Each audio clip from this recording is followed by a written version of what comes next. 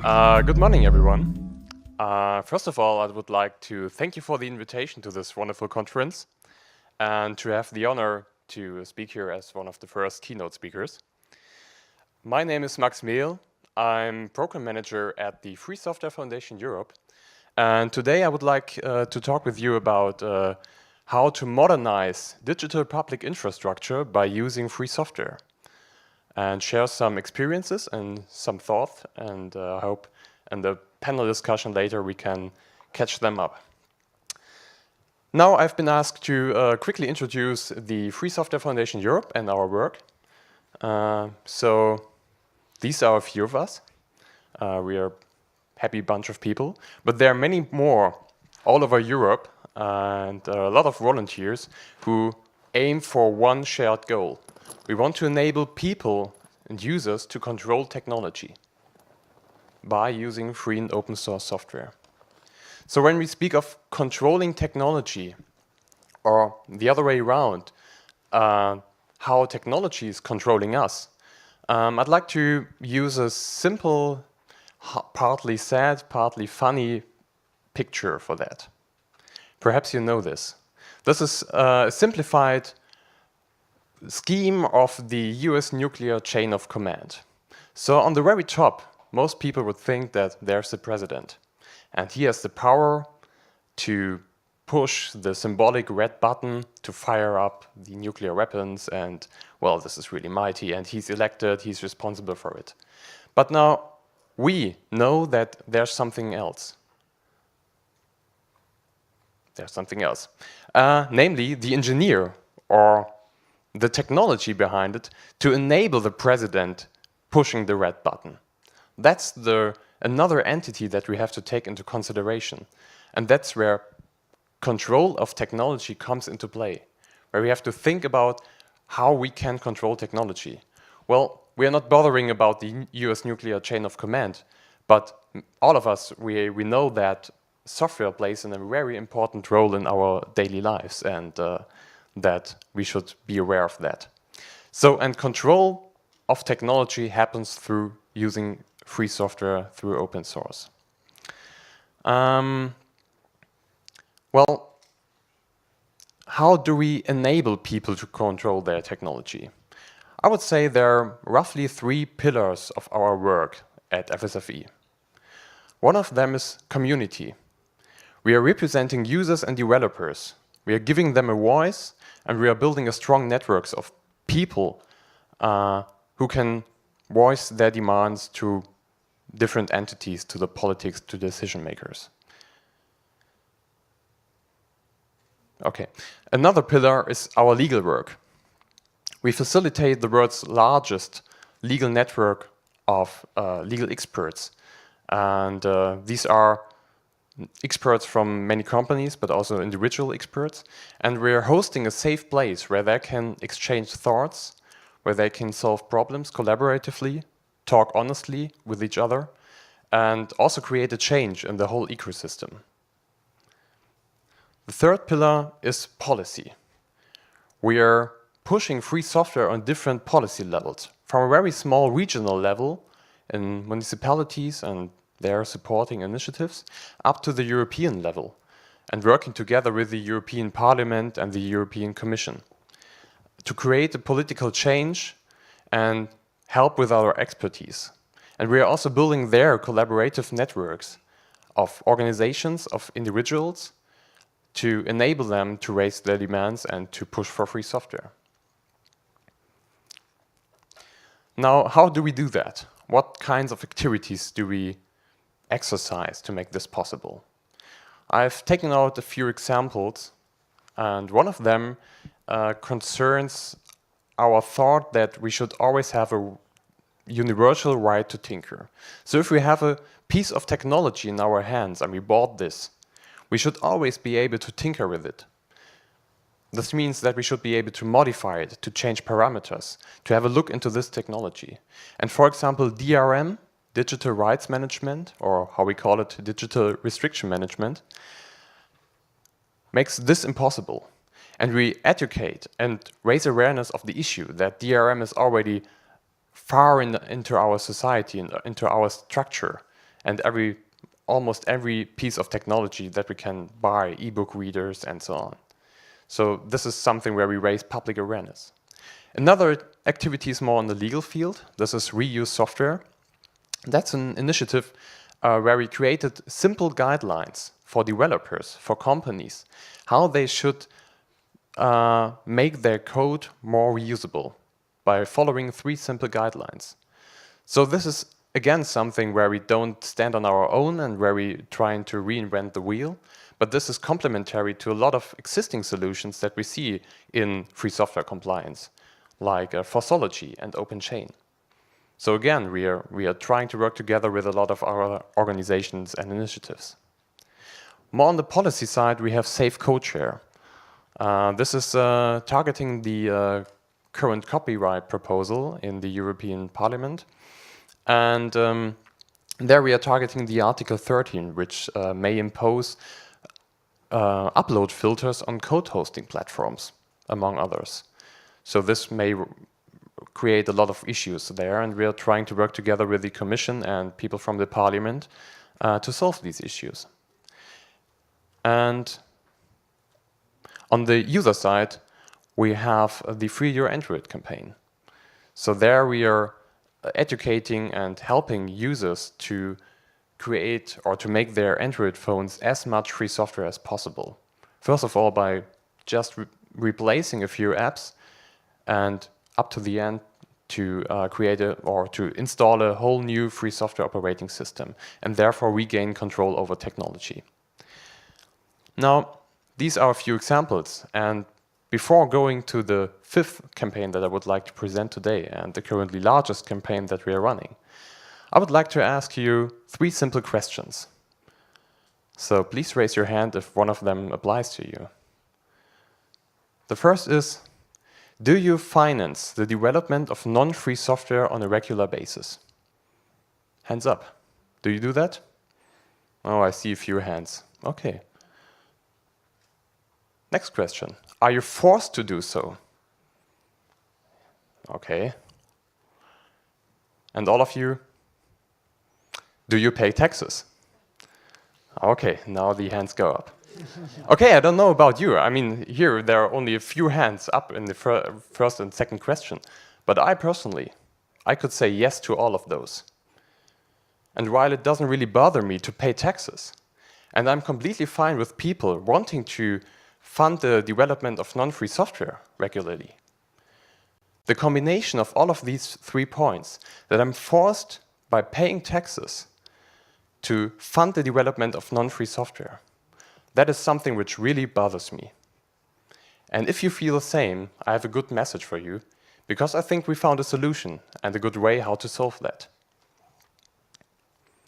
This is our news campaign, Public Money, Public Code.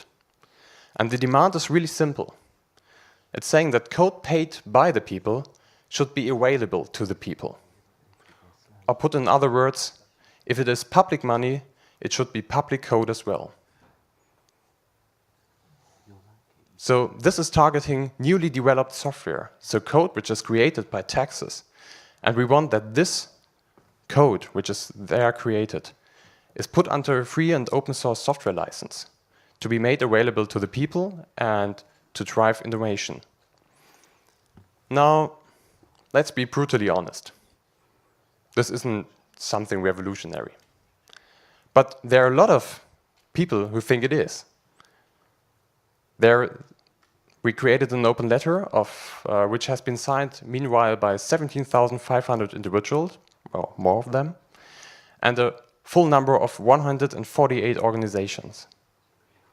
And there are also some familiar faces. Hey, OW2, thanks for signing. Well, as I said, this is not revolutionary. The idea that public money should be public code has been there for many decades. And the issues that we are funding proprietary software have been around for a long time. But why are so many people and so many organizations convinced that this is the right way to go and this is now the right time? Well, I would say there are 3 reasons for that. First of all, the message of public money, public code is really simple. the arguing behind it, that public money should be public code and what we fund should belong to us, basically, is so simple and hard to argue with. The second reason is that although it's very simple, we can apply this slogan, this idea, to so many initiatives all over the world, to regional activities. So if I, as an individual, want to change my public administration or my municipality to a free software course, or to the whole world, where we want to create worldwide, European-wide software strategies.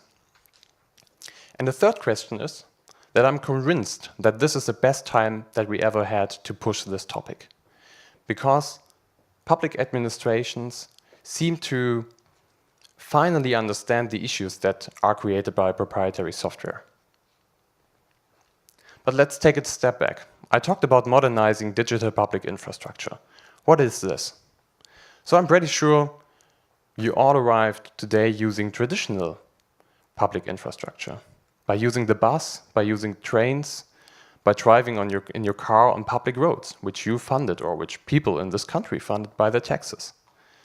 And all those traditional infrastructure elements, like education, security services, data storage and processing, so storing where I live and calculating how many taxes I have to pay, but also more specified things like geographical statistics, participation platforms like our voting system, and communication. These are traditional sectors of public infrastructure, but all of them are also affected by digitalization. And solving these challenges with proprietary software is a really bad idea. Why? Because proprietary software comes with a lot of issues. We have the lack of interoperability. We have missing flexibility, that public administrations cannot use one solution for one problem to another problem, although it could work, basically, or it needs just some refinement. We have a strong issue of vendor lock-in, so that I'm dependent on one single vendor which created software for me. We have the issue of long-term maintenance. We have a low acceptance by the public, the people who paid for that, who don't understand where their money is flowing in and how this software is helping them. In many cases, the investments, the money, flows abroad, not in my region. It's not fostering innovation regionally, but helping others and not my own economy. And of course, as you all know, proprietary software comes with a lot of security concerns and issues. Now, by using and pushing public code, we can provide good solutions for these issues. Free software mostly comes with open standards, and these make interoperability very easy. Cooperation is a basic principle of our community. We have independence of single vendors. Public administrations can collaborate the same way that we do in our community, and therefore share long-term costs and risks. Transparency is also by default by having the source code open. We can include regional providers and giving out or tendering single subtasks. And of course, free software solves a lot of security issues and has the potential to make IT secure. And these are the solutions that we can offer. Well, this isn't just dreamland and some visions. Public money, public code is already happening.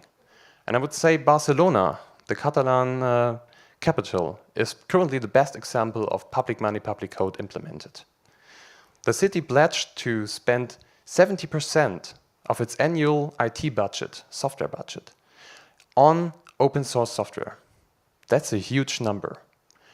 And they're not only saying this and having strong words, but they're actually doing it and changing the way how they're funding and creating software by changing their procurement system, by including regional providers, and by having a strong will and a sense of understanding that this is the way to go. So from this good example and a few others, I would like to present you quickly a few conclusions and a few thoughts that I came up with, how we can push public code further. So the one is, which we learned, is that policies are more important and more efficient than laws. They're closer to where we want to act. They're easier to create. They're not some abstract laws which go to parliaments and take a long time, but they're easily to implement. This is something that Barcelona did really well. They came up with a lot of guidelines and policies which make it easier for the actual civil servants to make public code possible. But we also have to keep in mind to improve the procurement system and to fix it. It's not only sufficient to say that all public money should flow into public software, but also the procurement system has to be slightly adapted to enable regional and smaller providers to participate in tenders and involve exit costs in their bids. So this is also something where we should advocate public administrations to change. We have to help them or to make them understand that knowledge transfer is essential. That's really like common for the free and open source software society. But for public administrations, often the legal departments cannot really speak to the IT departments. They don't understand each other, especially when it comes to new topics like open source software. And there we should help them to make this knowledge transfer possible, also across borders. And this is also already happening, that software projects are developed by public administrations collaboratively in different countries.